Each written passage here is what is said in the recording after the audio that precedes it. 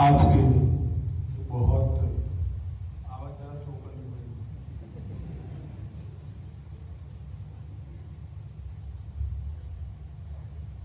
हो गया। आज के बहुत महत्वपूर्ण कार्यक्रम के लिए मेरे साथ मंच पर उपस्थित भारत सरकार के सहकारिता सचिव श्रीमान देवेंद्र सिंह जी, पुणे के ही विधायक और महाराष्ट्र के भारतीय जनता पार्टी के अध्यक्ष श्री चंद्रकांत दादा पाटिल जी, सावित्रीबाई फुले पुणे विश्वविद्यालय के vice chancellor Shri Nitin ji, Shrimati Hema Yadav ji, Shri Vijay Kumar ji, Shri V Sudhir ji, और आज इस दीक्षांत समारोह की आत्मा ऐसे विकसित होकर जाने वाले सभी विद्यार्थी भाइयों और बहनों, आप सभी को बहुत बहुत बधाई।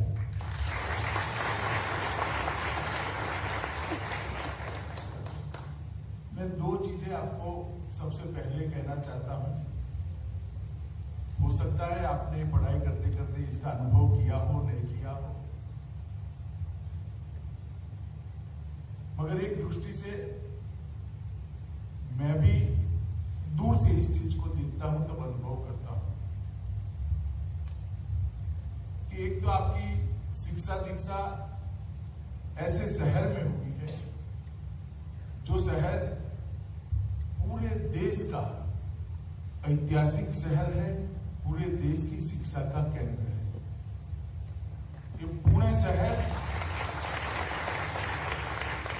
यहीं से छत्रपति शिवाजी महाराज ने स्वदेश, स्वराज और स्वधर्म का नारा बुलंद किया था,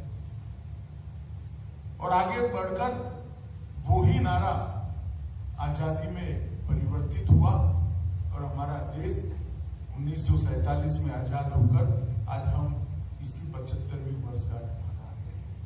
तो जिस जगह आपकी शिक्षा दीक्षा हुई है वो जगह का बहुत महत्व है, और जिस व्यक्ति के नाम से जुड़े हुए संस्थान से आपकी शिक्षा दीक्षा हुई है, वैकुंठ भाई मेहता, वो भी अपने आप में एक बहुत बड़े, जिनका हमेशा अनुकरण करना चाहिए, ऐसे व्यक्ति थे। राजनीतिक क्षेत्र के अंदर, सार्वजनिक जीवन में, सहकारिता के क्षेत्र के अंदर ढेर सारे लोगों ने काम किया है, मैं भी काम कर रहा हूं, मगर प्रसिद्धि का मोह रखे बगैर जहां भी गए वहां ऐसी सुचिता खड़ी करना, ऐसी परंपरा खड़ी करना जो सालों तक सत्व को वर्धन करती रहे, जिसका अनुसरण करने का मन हो, ऐसे एक बहुत महापुरुष के नाम पर आज इस संस्थान से आप जुड़े हैं। यहां से डिग्री लेकर आप समाज के अंदर वापिस आ रहे हैं। अगर ये भाव आपके मन में है तो इसको और दृढ़ीभूत करना, और अगर नहीं है तो इन दोनों लोगों के लिए आप जितना भी साहित्य उपलब्ध हो उपलब्ध कर आप किस जगह से पढ़े हैं और किस संस्थान से पढ़े हैं, इसका आत्मबोध हमेशा आपके मन के अंदर, आपके दिलो दिमाग के अंदर रखिएगा। आपको बहुत बड़ा फायदा होगा, वो पथदर्शक बनेगा, आपके आगे जीवन का रास्ता बनाने वाला। मित्रों, आज मैं यहां पर हूं तब देश के सहकार मंत्री के नाते, पूरा देश मुझे ज्यादा गृह मंत्री के नाते जानता है, मगर मैं आप सबको बताने चाहता हूं कि मैं राजनीतिक के पहले भी सहकारिता का कार्यकर्ता बना और सहकारी संस्थाओं के साथ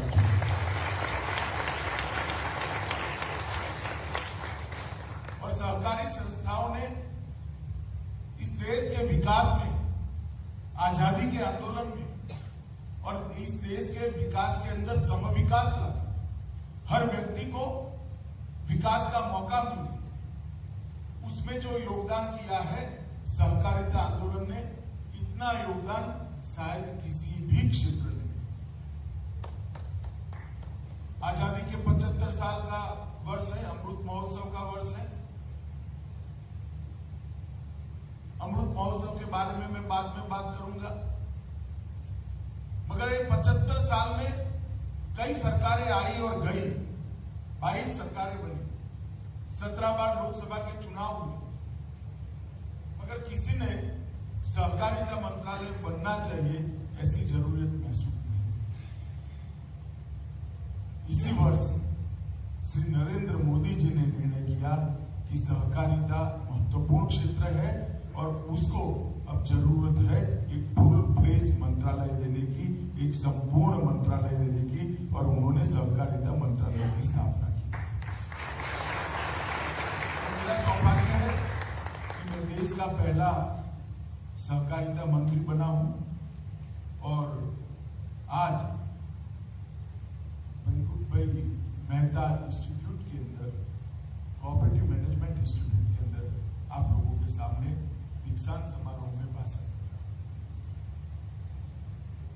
सहकारिता आंदोलन को आज शायद आप में से भी कई सारे लोग, अगर आपके पास ऑप्शन होते तो ये कोर्स न चुनते। मैं बहुत फ्रैंक बात करने आया हूं, सीधी सीधी। ऑप्शन ज्यादा अच्छा होता है तो कोर्स न चुनते। एक दृष्टि से आप सही भी हैं। हर व्यक्ति को अपने करियर बनाने का अधिकार है, हर व्यक्ति को बड़ी महत्वाकांक्षा रखने का अधिकार है, उसको सिद्ध करने का भी। मगर जब आप एक कोर्स में आ ही गए हो और आज दीक्षा लेकर वापिस आ रहे हो, तब मैं आपको कहना चाहता हूं कि आने वाले दिनों में भारत के $5 ट्रिलियन इकोनॉमी बनने का जो लक्ष्य है, उसमें आप मेरी बात मान कर जाइएगा। सहकारिता डिपार्टमेंट का, सहकारिता विभाग का और सहकारी आंदोलन का बहुत बड़ा रोल रहने वाला है, ये आप मान। तो थोड़ी सी भी कसर लेकर मत जाना कि गलत स्ट्रीम के अंदर आप चले गए। यहां पोटेंशियल भी है और आत्मसंतोष भी। कई बार पोटेंशियल होता है मगर काम करने का संतोष नहीं मिलता है, आत्मा को संतोष नहीं मिलता है। यहां पोटेंशियल भी है आपकी करियर के लिए और आत्मसंतोष भी आपको प्राप्त होगा। कई काम करते करते आप देखेंगे कि अमूल जैसे कोऑपरेटिव ने 36 लाख बहनों को रोज सुबह शाम दूध भरकर साल का 52,000 करोड़ रुपया वितरित करती है। 52,000 करोड़। आप कल्पना कर सकते हैं कोऑपरेटिव सोसाइटी, इफको, क्रिप्को, जो देश की खाद का 23% उत्पादन और 33% वितरण करती है, वो संस्था है कोऑपरेटिव सहकारी संस्था है।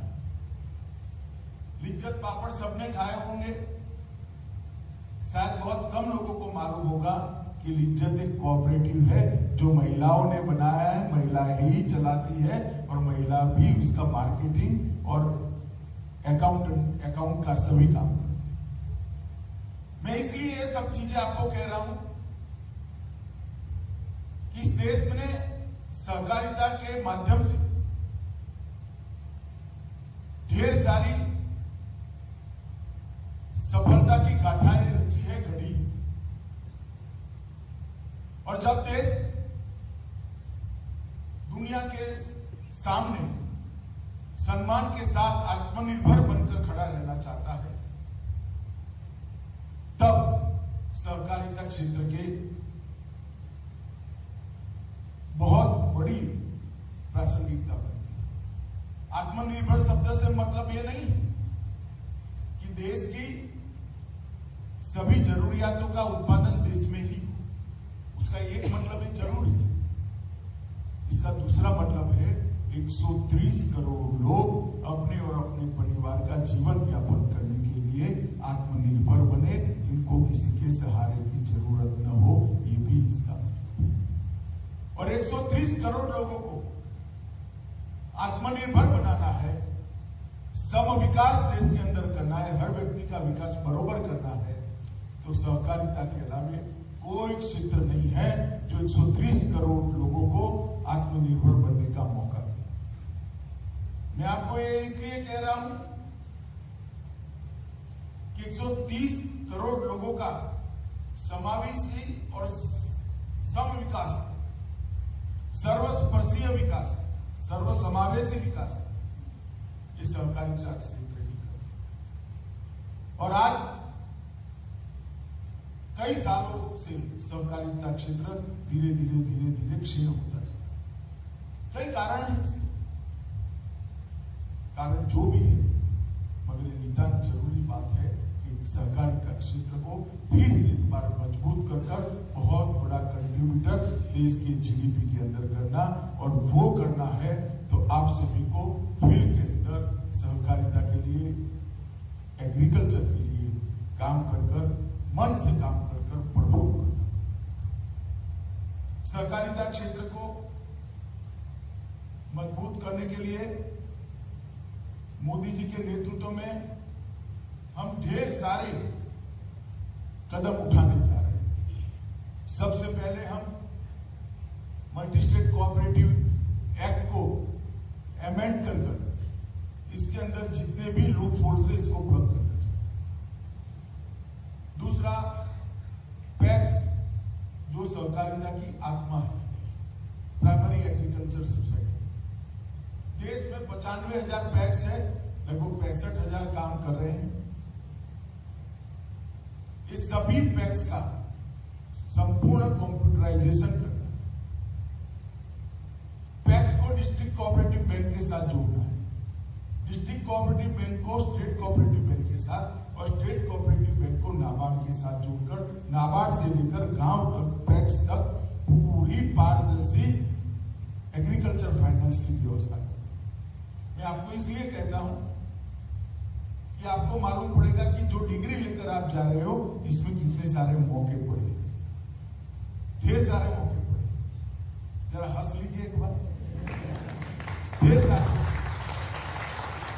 इस देश में आधे गांव में पैक्स होते हैं और सभी पैक्स पारदर्शी तरीके से चलते हैं, तो इस देश के अर्थतंत्र को बहुत बड़ी गति मिलेगी, और इस देश के किसानों को, और विशेषकर गरीब किसानों को, छोटे किसानों को अपनी उपज का पूरा फायदा सीधा उनके अकाउंट में। ढेर सारी योजनाएं अलग अलग विभाग में पड़ी जो कोऑपरेटिव से जुड़ी हुई, जिसमें कोऑपरेटिव कंट्रीब्यूट कर सकता है। आज तक वो सारी योजनाओं का कोई मालिक नहीं था, मगर अब सहकारिता विभाग के माध्यम से देश के 23 विभागों में 23 डिपार्टमेंट के अंदर जो छोटी योजना है, चाहे वो मछुआरा की होगी, चाहे माइक्रो इरिगेशन की होगी, ढेर सारी योजना है, वो अब कोऑपरेटिव के माध्यम से नीचे पहुंचे। इसमें भी बहुत सारे मौकों का सृजन होना है। इस देश में एक बहुत बड़ा बदलाव आ रहा है प्राकृतिक खेती का। सब लोग चाहते हैं कि मैं ऑर्गेनिक फूड खाऊं, क्योंकि अब इतनी जागृति आ गई है कि हम जहर खा रहे हैं, इसका सबको ज्ञान है। और ढेर सारे किसानों ने भी प्राकृतिक खेती को अपनाया है, परंतु उनको ऑर्गेनिक प्रोडक्ट के उचित दाम नहीं मिलते, क्योंकि भूमि के सर्टिफिकेशन की, इसकी जमीन के सर्टिफिकेशन की, इसकी प्रोडक्ट के सर्टिफिकेशन की व्यवस्था नहीं है। ना सर्टिफिकेशन की व्यवस्था है, ना मार्केटिंग चेन की व्यवस्था है। भारत के सहकारिता विभाग ने तय किया है, अमूल जैसी सक्सेस स्टोरी रखने वाली सहकारी संस्थाओं को साथ में रखकर जो किसान ऑर्गेनिक प्रोडक्ट को की खेती करेगा उसको हम ग्लोबली वैलिड सर्टिफिकेट भी देने की व्यवस्था करेंगे, उसके खेत के भी, उसके प्रोडक्ट के भी, और इसकी एक बहुत बड़ी मार्केट चेन बनाकर उसको ज्यादा दाम मिल सके और उसको एक्सपोर्ट कर और ज्यादा दाम मिल सके, इस प्रकार की व्यवस्था करेंगे। मैं इसलिए बताता हूं कि इसमें कितनी संभावना है वो आपको मालूम है। हमने तय किया है कि कोऑपरेटिव्स का व्याप बढ़ाना। अगर कोऑपरेटिव का व्याप बढ़ाना है तो इस देश के अंदर अगले 25 सालों के लिए जिसका इम्प्लीमेंटेशन हो ऐसी सहकारिता नीति की रचना करें, तभी जाकर इसका व्याप बढ़ सकता है।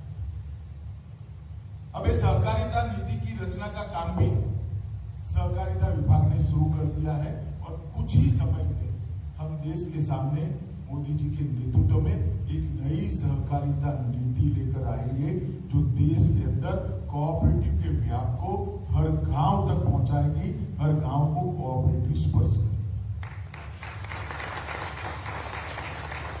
मैं इसलिए कह रहा हूं कि ये भी आपके लिए संभावना बढ़ाने वाला काम। आप अभी वेमिकॉम में पढ़कर जा रहे हैं, मगर वेमिकॉम यूनिवर्सिटी नहीं, यूनिवर्सिटी बने ऐसा माहौल भी नहीं, मगर फिर भी वेमिकॉम ने 24 राज्यों में राज्य कक्षा की संस्थाओं के साथ अपने आप को जोड़कर ढेर सारा काम किया है, आगे बढ़ाया है।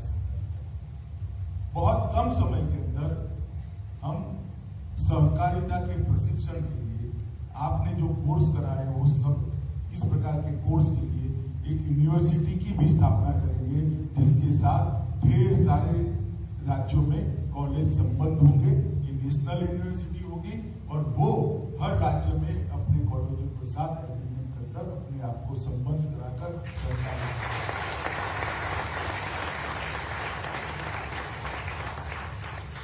मैं इतना ही कहना चाहता हूं कि मालूम नहीं अगले दीक्षांत समारोह में कौन आएगा डिग्री देने के लिए बच्चों के साथ बात करने, परंतु जो आएगा मेरा आग्रह है वैकुंठ मेहता इंस्टीट्यूशन के संचालक को इस सबका प्लेसमेंट होने के बाद ही इनको डिग्री देनी चाहिए। इस प्रकार की व्यवस्था निश्चित है। जब आप डिग्री लेने आएंगे तब आपका प्लेसमेंट हो चुका हो, इस प्रकार की व्यवस्था। और मैं इतना मानता हूं कि इस देश में सहकारिता का फैलाव करना है, इस देश में सहकारिता को बढ़ाना है, हर क्षेत्र के अंदर सहकारिता को पहुंचाना है और सहकारिता के माध्यम से गरीब से गरीब व्यक्ति को अपना जीवन स्तर ऊपर उठाने का मौका देना है, छोटे किसानों को समृद्ध बनाना है, तो वो युवा ही कर सकता है और कोई नहीं कर सकता। मैं इसलिए आपको ये बात कहता हूं कि आपको कहीं ना कहीं जॉब जरूर मिले, मगर जॉब मिले इसके साथ इस क्षेत्र को बढ़ाने के लिए भी आपकी दृष्टि हमेशा रहनी चाहिए। जॉब में तनख्वाह के साथ जॉब सेटिस्फेक्शन का भी बहुत महत्व है और जॉब सेटिस्फेक्शन तभी मिलेगा जब आप इसका एक्सटेंशन का काम करें, कोऑपरेटिव का एक्सटेंशन का काम करें, क्योंकि कोऑपरेटिव गरीब से गरीब आदमी को घर चलाने में मदद होगी। छोटे से छोटे किसान को अपना जीवन यापन करने के लिए वो मदद। तो मेरा आप सबसे आग्रह है कि जॉब के साथ साथ जॉब सेटिस्फेक्शन की भी चिंता करना, और मौके जीवन में बहुत मिलते हैं। एक बार हम दूसरे की सोचना शुरू करते हैं तो बहुत सारे लोग हमारे लिए सोचते हैं, वो मेरा अनुभव। मगर मैं अपनी ही सोचता हूं तो फिर मैं ही सोचता रह जाता हूं अपने के लिए, अपने आप के लिए, बाकी कोई नहीं सोचता। जिस दिन मैं दूसरों की सोचना शुरू करता हूं, बहुत सारे लोग मेरे लिए सोचना चालू करते हैं। वो जीवन में सफलता का मंत्र है, वो यहां से अपने साथ बांध कर अनुभव करना। एक पूरा भाषण नहीं है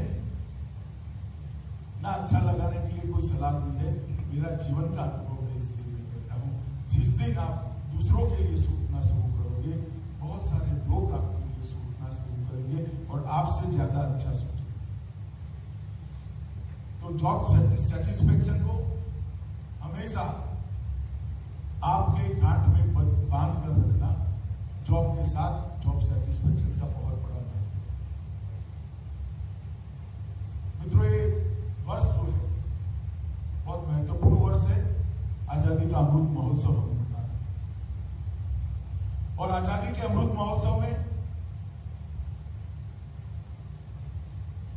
दो उसके उद्देश्य अमृत महोत्सव बनाने।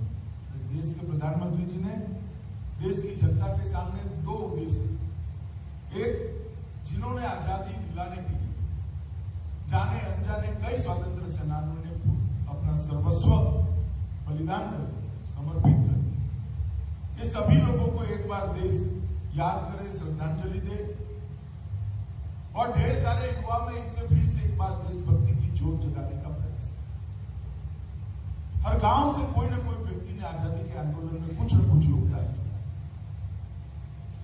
हर जिले से, हर प्रांत से सैकड़ों लोग फांसी के फंदे पर चढ़े। 57 की क्रांति में लाखों लोग शहीद, किसी का नाम निशान। ये सभी गुमनाम शहीदों को आज कृतज्ञ राष्ट्र पीछे मुड़कर 75 साल में राष्ट्र जो आगे बढ़ा है, इसके लिए श्रद्धांजलि दे, वो हम सबका दायित्व है। एक उद्देश्य तो ये है, और दूसरा उद्देश्य है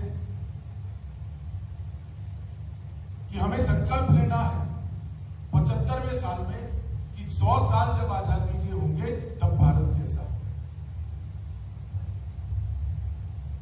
मैं आपको बता देता हूं, जब आजादी के 100 साल होंगे तो मंच पर बैठे हैं उसमें से बहुत कम लोग शताब्दी देख पाएंगे, मगर मेरे सामने बैठे हैं सभी लोग शताब्दी देख पाएंगे।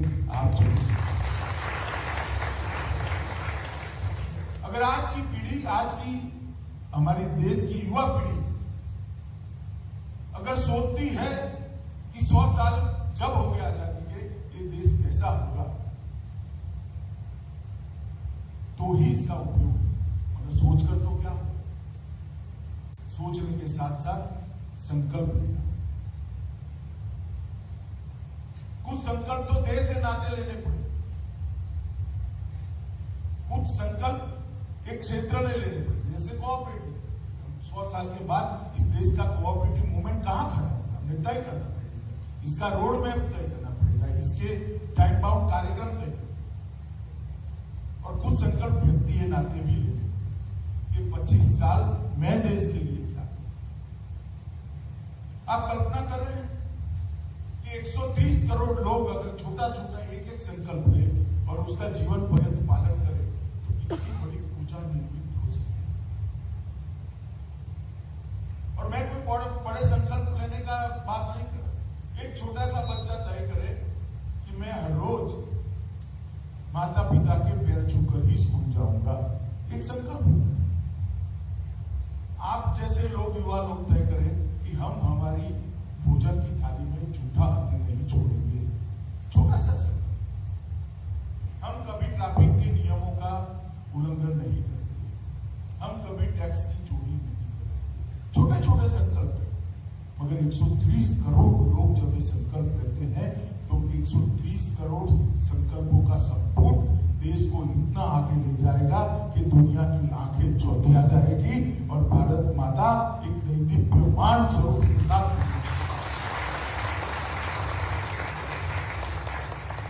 तो एक दृष्टि से आजादी का अमृत महोत्सव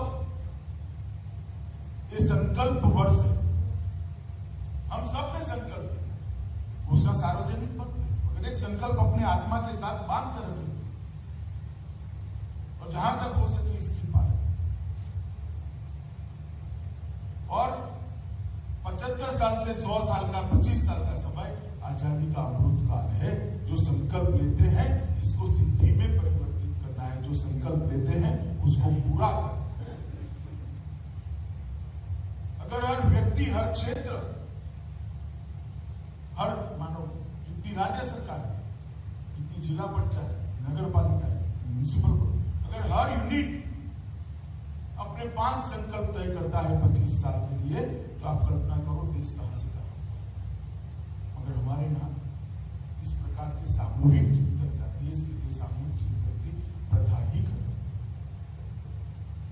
आज भी कोरोना का स्टडी करने के लिए दुनिया भर से कई सारे देशों के शिष्टमंडल आते हैं, मिलते भी हैं। वो एक बात जरूर कि भाई आप होम मिनिस्टर हो, मुझे ये बताओ कि जनता कर्फ्यू का जब मोदी जी ने आह्वान किया, 7 राज्य में पुलिस ने कोई नोटिफिकेशन नहीं निकाला। पुलिस ने नोटिफिकेशन के बगैर ये प्रधानमंत्री के आह्वान पर 130 करोड़ लोग अपने आप को घर में रखे एक दिन के लिए, ये बहुत बड़ी बात है, बहुत बड़ी बात। और वो एक घटना बताती है कि अगर हम संकल्प करते हैं तो कठिन से कठिन चीज को कर सकते हैं, और हमने कर दिखाया है। कोरोना जब आया तब पूरी दुनिया आशंकित थी कि भारत जैसे देश में क्या होगा, जहां स्वास्थ्य की सेवाओं का इंफ्रास्ट्रक्चर इतना अच्छा नहीं माना गया, और वास्तविकता क्या करें, एक ही लैब पुणे में देश भर से सैंपल अगर यहां लाते तो क्या हो। आज कोई जिला ऐसा नहीं है जहां लेबोरेटरी, यही 2 साल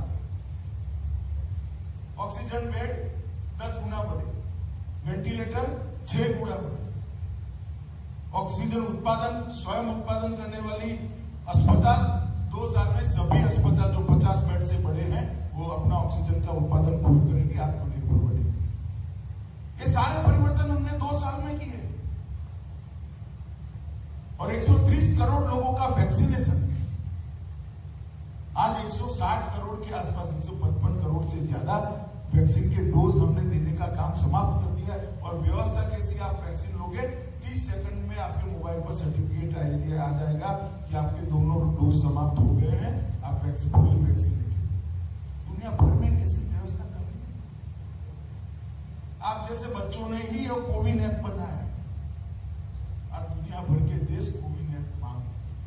मैं ये बात इसलिए बता रहा हूं कि मोदी जी ने प्रेरणा दी, मगर काम तो देश के लोगों ने किया, आप जैसे युवाओं ने किया, और देखते देखते देखते कोरोना के संकट से देश को बाहर निकाल दिया। आजादी का अमृत वर्ष और आजादी का अमृत काल सभी नागरिकों के लिए संकल्प का साथ है, और सभी नागरिकों ने संकल्प को सिद्ध करने का प्रयास करना चाहिए, मगर युवाओं के लिए बहुत महत्वपूर्ण है। देश में 30 साल 40 साल 50 साल आपको देश को आगे आपको लेके जाना है। और मैं फिर से एक बात कहता हूं कि आप यहां से बंधु भाई मेहता के नाम के साथ जुड़े हुए इंस्टीट्यूशन से पढ़कर जा रहे हैं। मेरा आप सभी से आग्रह है कि जॉब कहां पर भी मिले, जो मिले वो करिए, मगर कोऑपरेटिव को बढ़ावा देने के लिए आप कहीं ना कहीं आपका खाली समय कोऑपरेटिव के प्रशिक्षण के लिए, आपका खाली समय एक छोटी सी 11 महिलाओं को अपनी कोऑपरेटिव सोसाइटी बनाने के लिए, रजिस्टर कराने के लिए, इसको प्रशिक्षित करने के लिए, आपका खाली समय उसको कोऑपरेटिव सोसाइटी कैसे चलानी, उसको मदद करने में लगाइए। मैं आपको कहता हूं सेटिस्फेक्शन वही से मिलेगा, और वही आपको ऊर्ध्वगति देगा, वही आपको आगे के रास्ते पर ले जाएगा। मित्रों, आप सभी लोग यहाँ आए हैं, मैं इतना भरोसा दिला सकता हूँ कि भले ऑप्शन नहीं था इसलिए कोर्स आपने चुना है, मगर आपने बहुत अच्छा कोर्स चुना है। इस कोर्स का भविष्य बहुत उज्जवल है। फिर से एक बार मेरी अनंत शुभकामनाएं आपके साथ है। ईश्वर करे आपका करियर बहुत जाजरमान हो, बहुत उज्जवल हो, और आप सभी लोग